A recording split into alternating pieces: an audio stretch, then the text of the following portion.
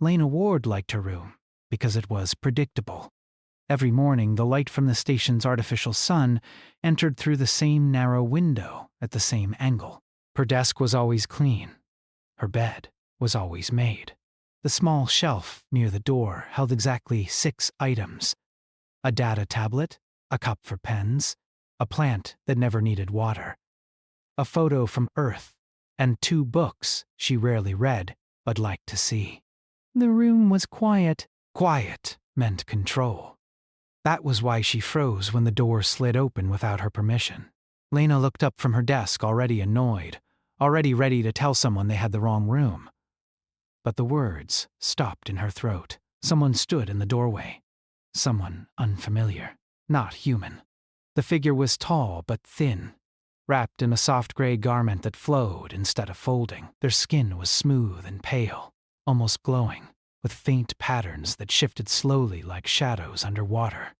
Their eyes were large and dark, reflecting the light in a way that made it hard to tell where they were looking. Behind them hovered a small, floating unit, projecting text in calm blue letters.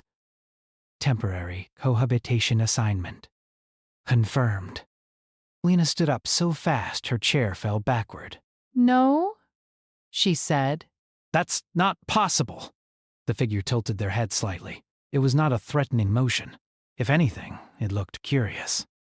"You are Lena Ward," the figure said. Their voice was soft and careful, like someone reading from a script they were still learning. "Yes," Lena replied. "And this is my room?" "Yes," the figure said again. "This is now our room." Lena rubbed her face with both hands. She had heard rumors, of course. Ever since Earth officially joined the Galactic Coalition, space stations were overcrowded. Shared labs, shared transport, even shared sleeping spaces in emergency cases. But her room was marked as single occupancy. She had checked. Twice. "There's been a mistake," she said, forcing her voice to stay calm. "I didn't agree to this." The floating unit chimed. Hawshing restructure in effect. Privity space reassigned. Duration: 4 standard months. 4 months. Lena looked at the room she had carefully controlled for 2 years and imagined another presence in it. Another set of habits. Another breathing rhythm. Another life. She felt her chest tighten. "I need to talk to administration," she said. The figure nodded. "You may. I will wait." They stepped inside and stood very still, hands folded, as if unsure where to put themselves. The door slid shut behind them with a quiet hiss. Lena stared. The room already felt different, smaller. "What is your name?" she asked despite herself. "Asha," the figure said. Cultural observer, assigned to study human behavior through proximity. Lena almost laughed. "You're studying us by moving into our bedrooms now?" Asha's eyes widened slightly. "Is this space designated for sleep only?" "No," Lena said. "It's for living." Thinking, being alone. Asha nodded slowly. "I see." Lena did not think they did. She spent the next hour filing complaints, sending messages, and rereading policy notices she had previously ignored. Every response was polite. Every response was final. Shared housing was mandatory. Cultural exchange required immersion. Her request for reassignment was denied. When she finally gave up, she returned to her room with a heavy feeling in her stomach. Asha had not moved. They were still standing in the same place, eyes drifting slowly around the room, taking in every detail. "You can sit," Lena said. "You don't have to stand like that!" Asha looked at the bed, then at the chair, then at the floor. "Which object is appropriate?" they asked. Lena sighed and pointed to the chair. "That one." Asha sat down carefully, as if the chair might break or disappear. Silence followed. Lena realized something unsettling then. Asha did not fidget, did not check a device, did not look bored. They were watching. Not staring. Observing. "So," Lena said, because she could not stand the silence. What exactly are you studying? Humans, Asha replied. Specifically how humans behave when they believe they are unobserved. Lena raised an eyebrow. That doesn't work if you're literally in the room. Asha considered this. You will forget, they said. I will not. You will, Asha repeated gently.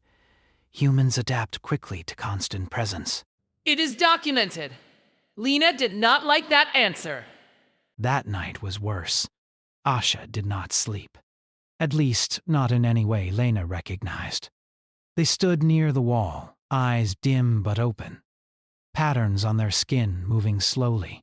You don't need to stay awake, Lena muttered from her bed. I am resting, Asha said. You're standing. Yes. Lena turned toward the wall and pulled the blanket over her head. She slept badly. Over the next few days, things became stranger. Asha asked questions constantly, but never randomly. Why do humans drink liquids with no nutritional value? Why do humans speak aloud when no one responds? Why do humans smile when stressed? Why do humans decorate their personal spaces if they are temporary? Lena answered some questions, ignored others, but she noticed something odd. Asha remembered everything, not just facts, but tone, timing, expression. When Lena joked, Asha paused, then repeated the joke later with perfect delivery. When Lena sighed after a long day, Asha asked if the sigh meant frustration or tiredness or both.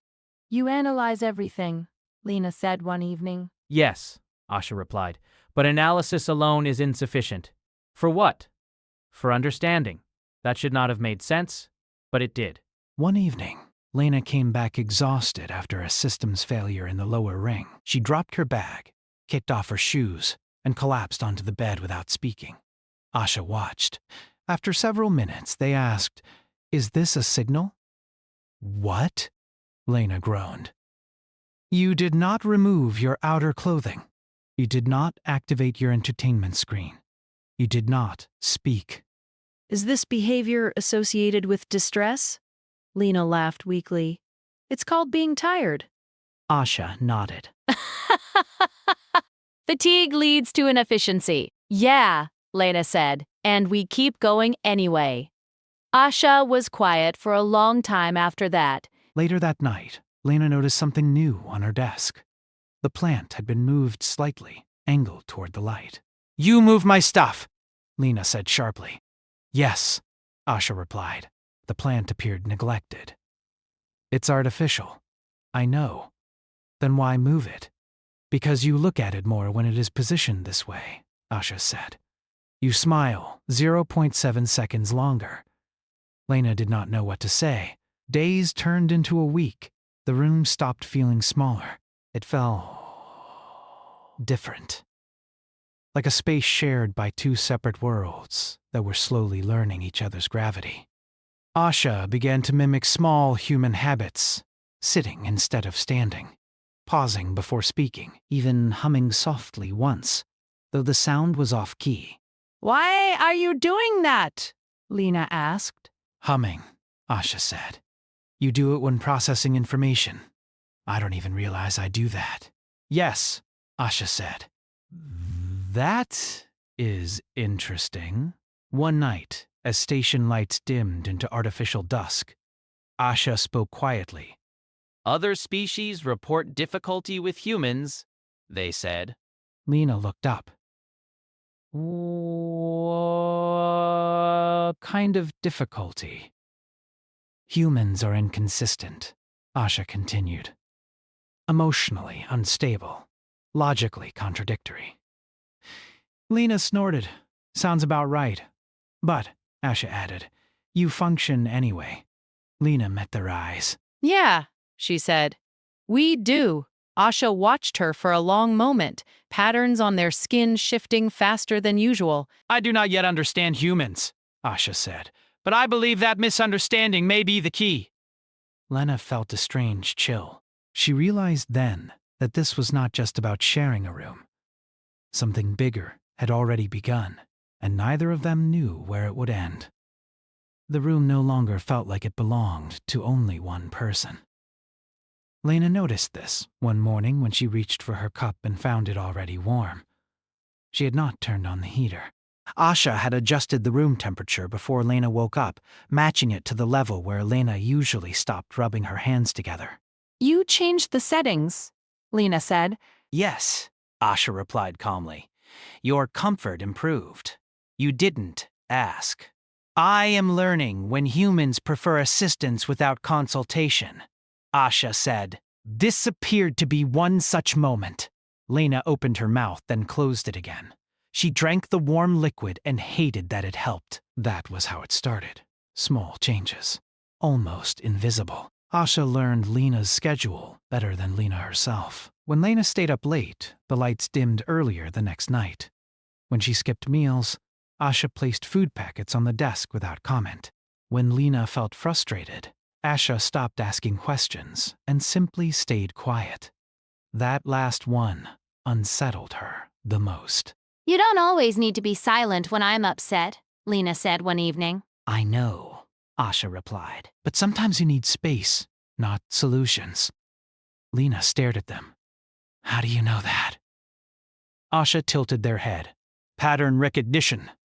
But humans aren't patterns, Lena said. No, Asha agreed. You are exceptions. The station changed too. Humans and non-humans passed each other in the corridors every day. Polite, but distant. Most species interacted with humans only in controlled spaces, meeting rooms, labs, official gatherings. No one else lived like Lena did, sharing a personal space with an observer. She began to realize something strange. People avoided her. Not openly, not rudely, just small shifts. Conversations ended quicker. Invitations stopped coming. Even her supervisor spoke more carefully, as if Lena were part of an experiment instead of a colleague. One afternoon, Lena confronted Asha about it. They think I'm being watched all the time, Lena said. They think you're reporting everything I do? Asha considered this. I am observing.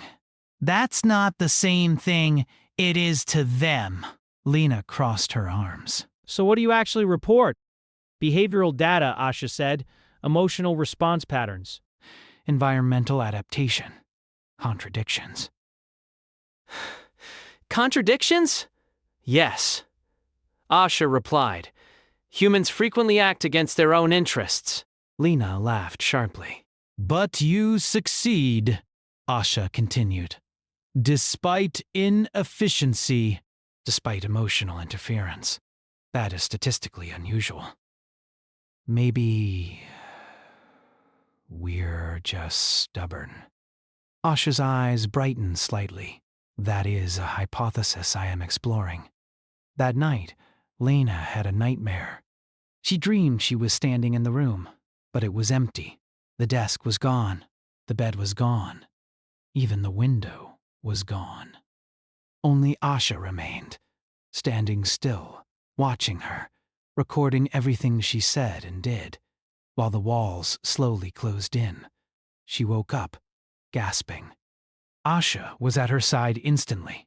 Your breathing pattern indicates distress, Asha said softly. It's nothing, Lena muttered, wiping her face. You experienced a fear simulation, Asha said. Your neural activity spiked. It's called a bad dream. Yes, Asha replied. I am sorry. That stopped Lena. You're... sorry? Yes, Asha said. I caused discomfort by existing in your private space. Lena sat up slowly. You didn't cause the dream, but I influenced the conditions, Asha said. That matters. Lena studied them in the dim light. You're changing. So are you, Asha replied. Over the next week, Asha's questions became less direct. Instead of asking why humans did things, Asha asked how it felt. How does it feel to fail? How does it feel to hope when evidence suggests disappointment? How does it feel to care about outcomes you cannot control? Lena struggled to answer. I don't know, she said often. It just feels Asha absorbed that answer like data. One evening, Lena found Asha attempting humor. She dropped her bag on the floor and sighed. Long day. Asha paused for exactly the right amount of time. At least gravity remained stable. Lena blinked. Then she laughed. Asha's skin patterns shifted rapidly. That response indicates success. You made a joke, Lena said. Yes, Asha replied. It improved your mood. That's not why people joke. Then why? Sometimes, Lena said slowly, we joke because things are hard, and if we don't laugh, we'll feel crushed. Asha processed this for a long time. Humor is a pressure release, they said. Yeah, Lena nodded. Something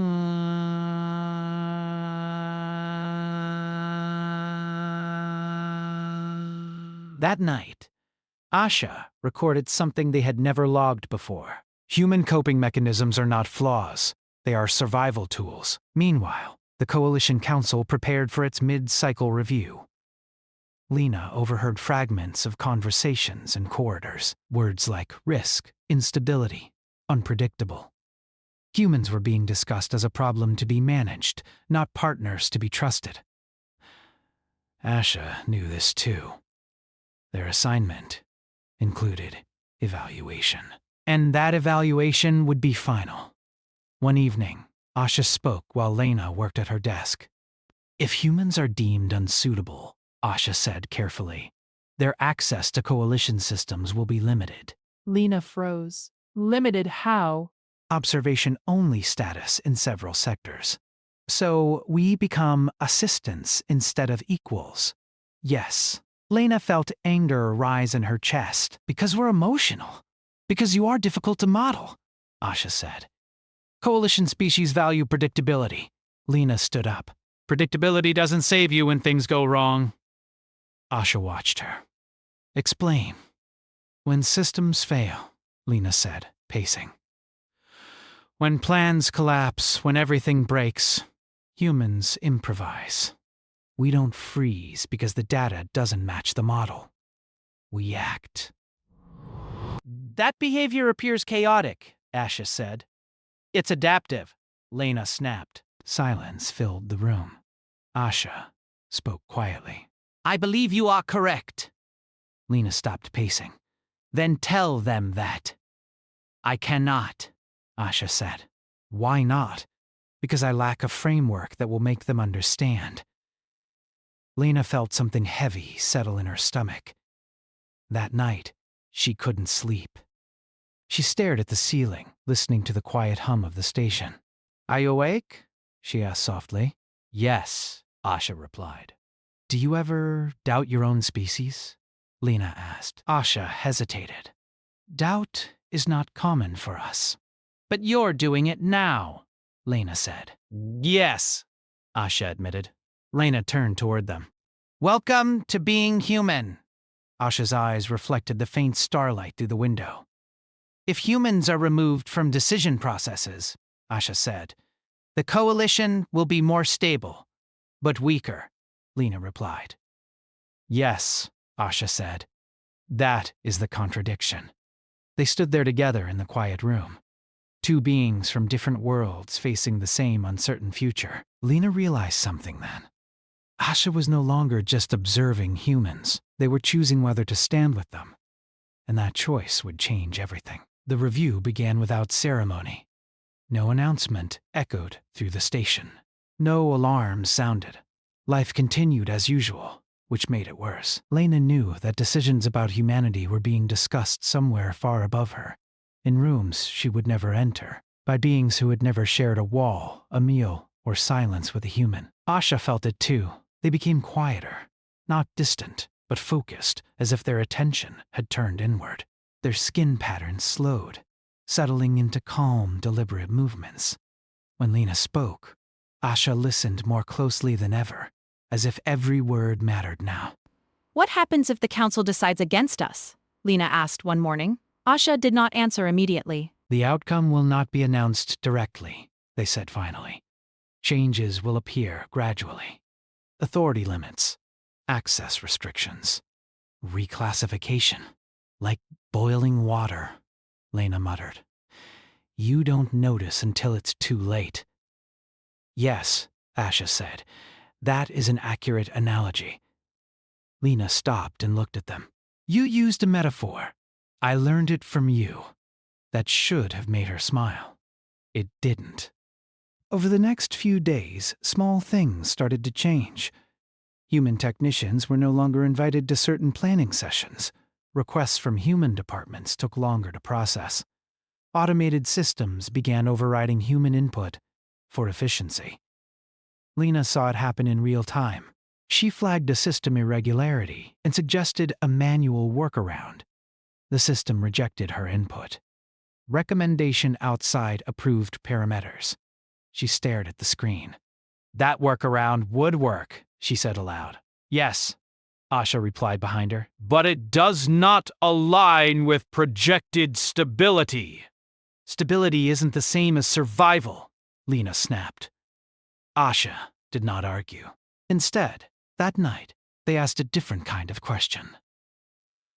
Lena, Asha said quietly, why do humans persist in uncertain conditions?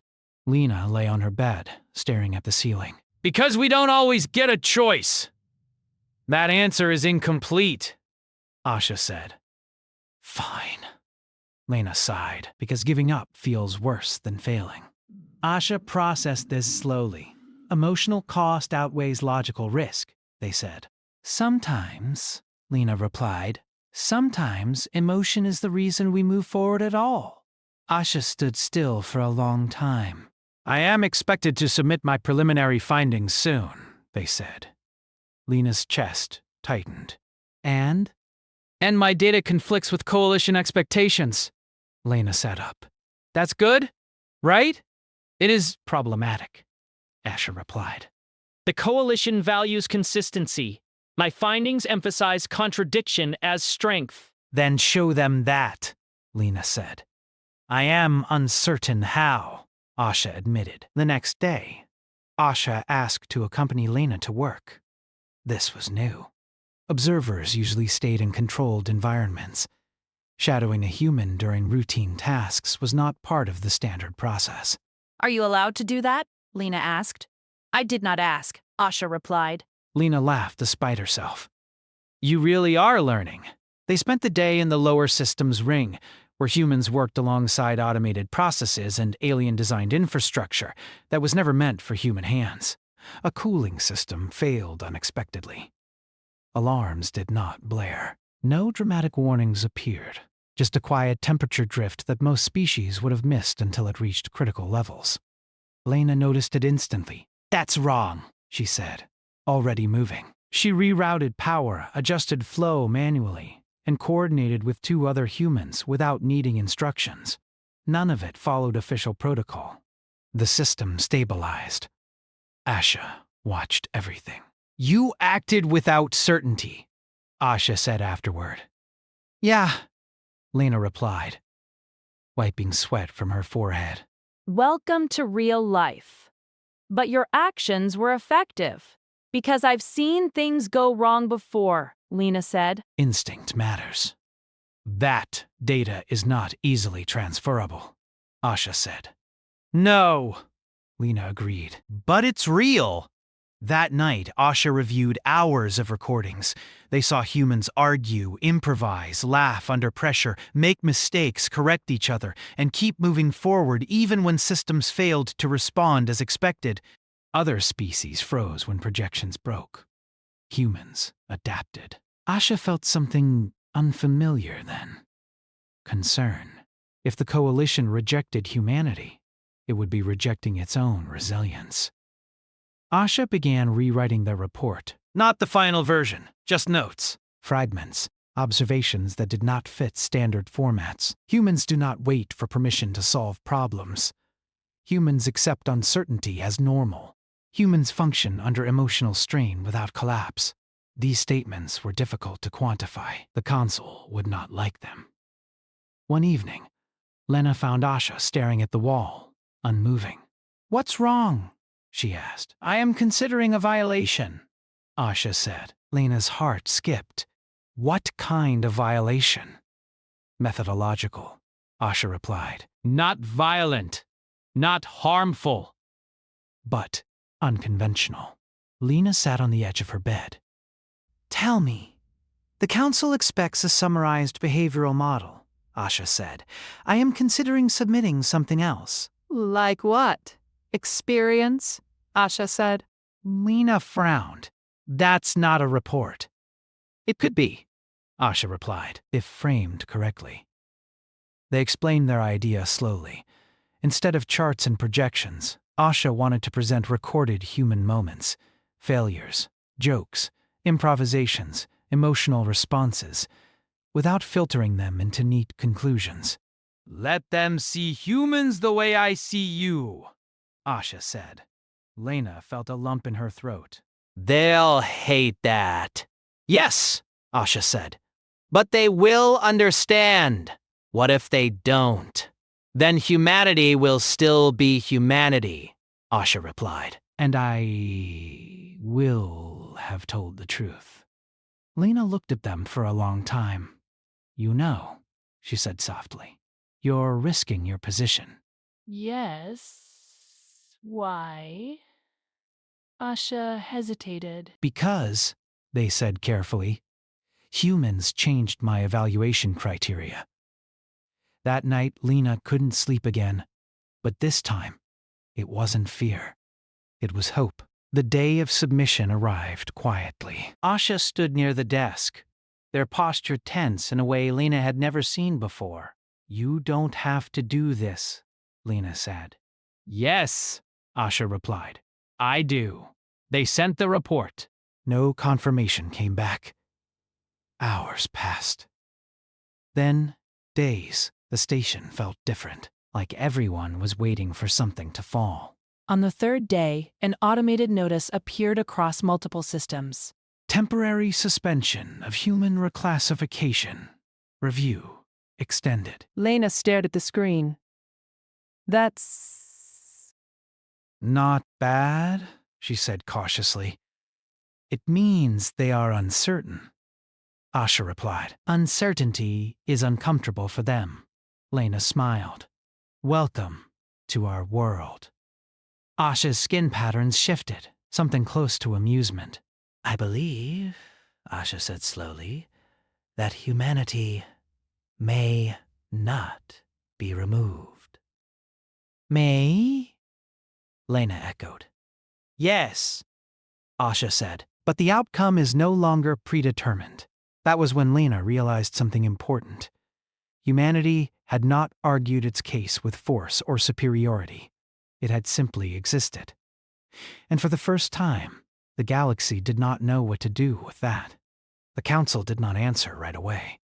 That silence stretched longer than Lena expected. In coalition space, silence usually meant confusion. Confusion meant debate. Debate meant that someone, somewhere, was uncomfortable. Humans knew that feeling well. Asha remained in the room most of the time now. They no longer moved with the careful distance of an observer. They sat. They leaned against the wall. Sometimes they watched the stars through the window without recording anything. You stopped logging, Lena noticed one evening. "Yes," Asha replied. "For now. Is that allowed?" "No," Asha said honestly. Lena smiled faintly. "You're really committed to this violation." "It is no longer a violation," Asha said. "It is a position." Across the station, changes continued. But this time, not only against humans. Automated systems hesitated. Coalition members requested clarifications. Meetings were delayed. Decisions that once took minutes now took days. Humanity had introduced something dangerous. Doubt. A message finally arrived for Asha. It was not marked urgent. It was not marked private. It was marked unprecedented. Console request direct interface. Observer Asha required to attend human subjective opinal.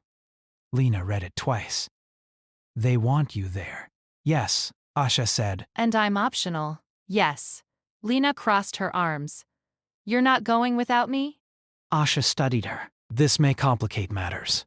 Good, Lena replied. They should be complicated. The council's chamber was nothing like Lena imagined. No towering thrones. No dramatic lighting. Just a wide, circular space, filled with soft light and beings of many forms.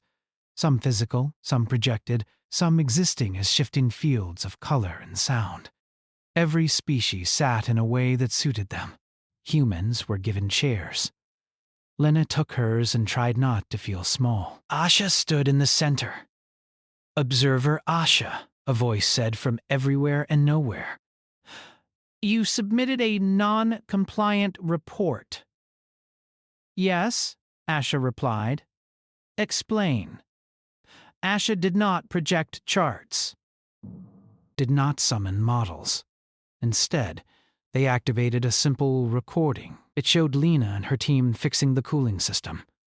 No narration. No commentary. Just humans working under pressure, arguing, laughing, making quick decisions, correcting mistakes. Then another clip. Lena, sitting alone, exhausted, staring at nothing. Then another. A joke. A failure. A success that came from improvisation instead of planning. The council watched in silence. These are anecdotes, one present said.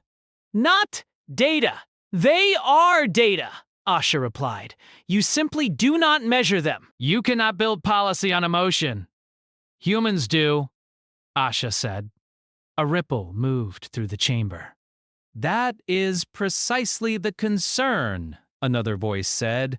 Emotion leads to instability. Asha turned slightly. Emotion leads to persistence. Lena felt her heart pound.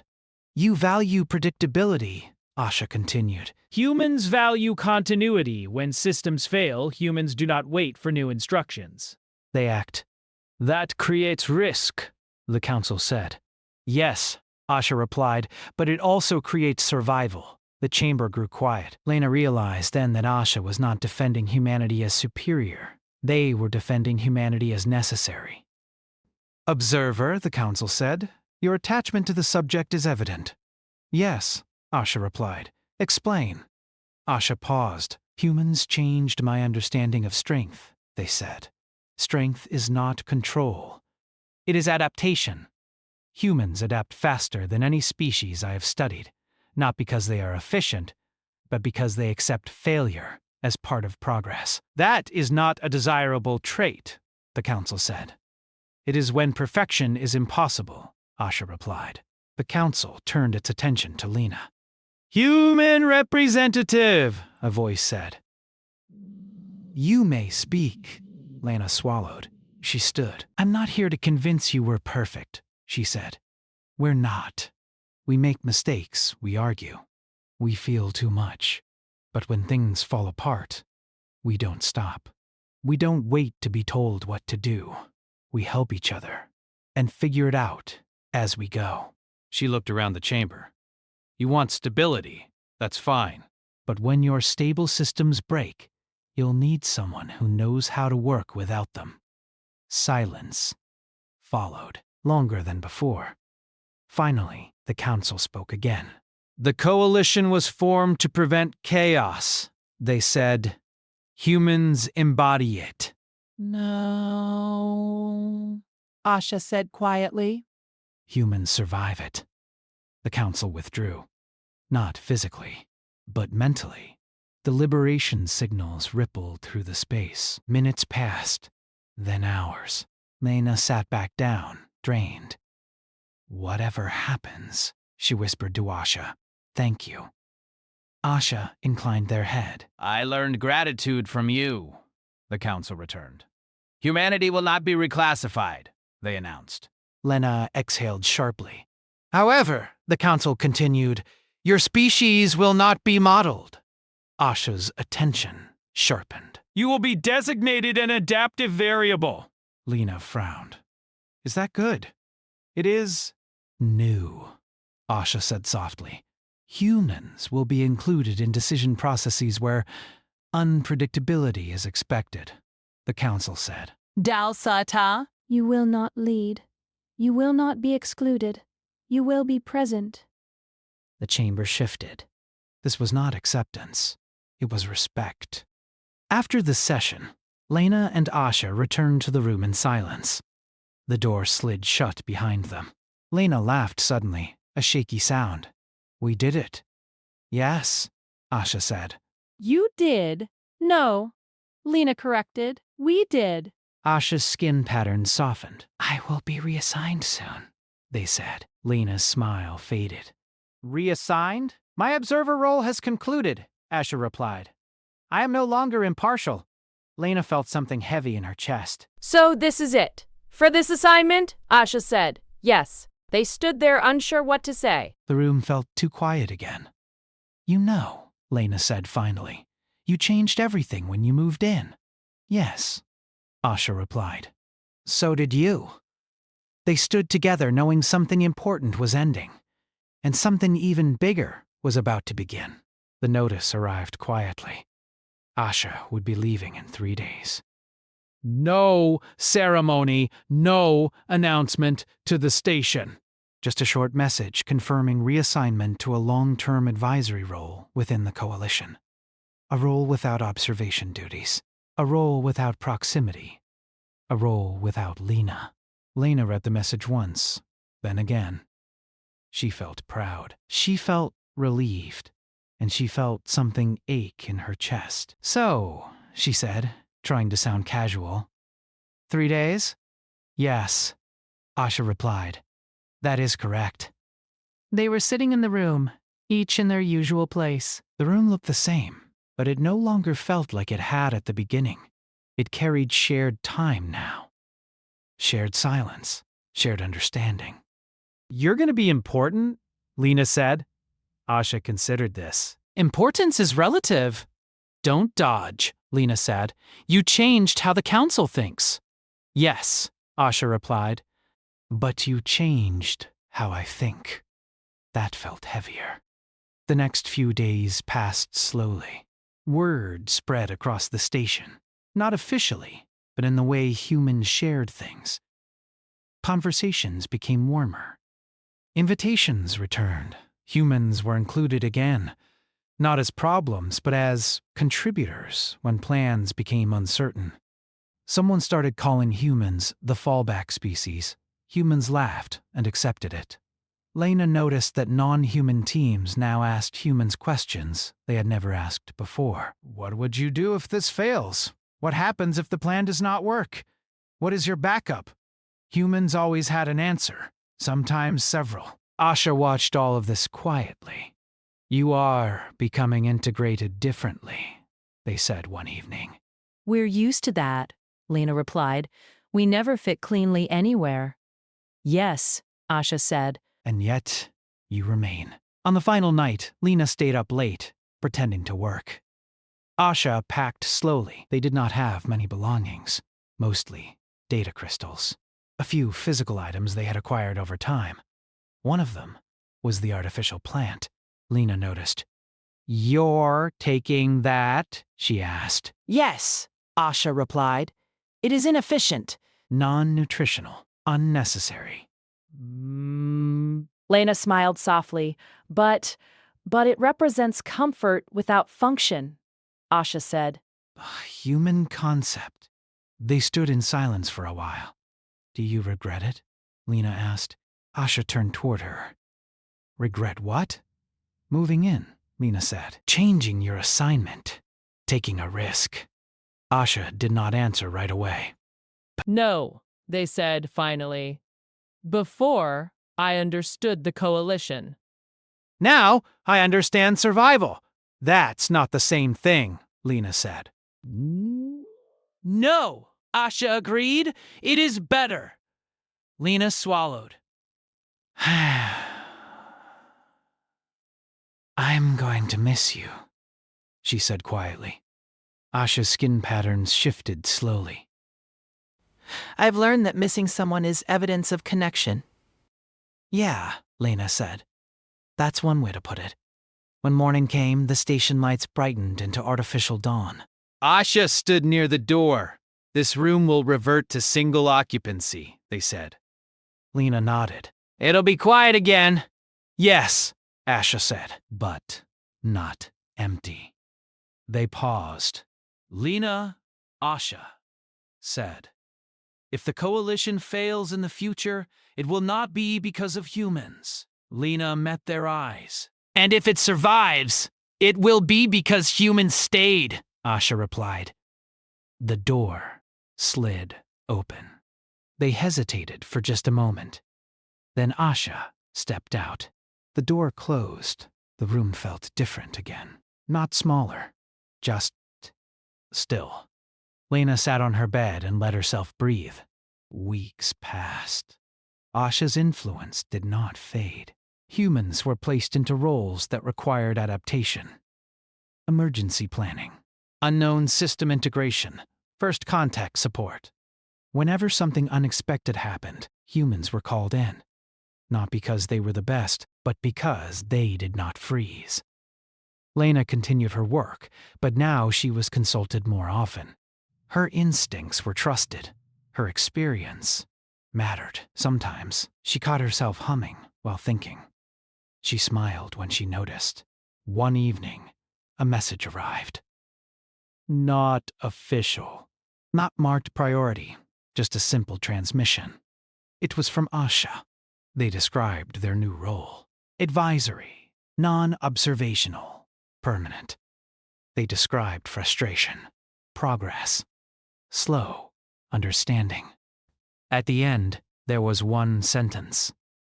The coalition is learning to live with uncertainty. Lena stared at it for a long time. She typed back only 2 words. Good luck. Months later, a new species joined the coalition.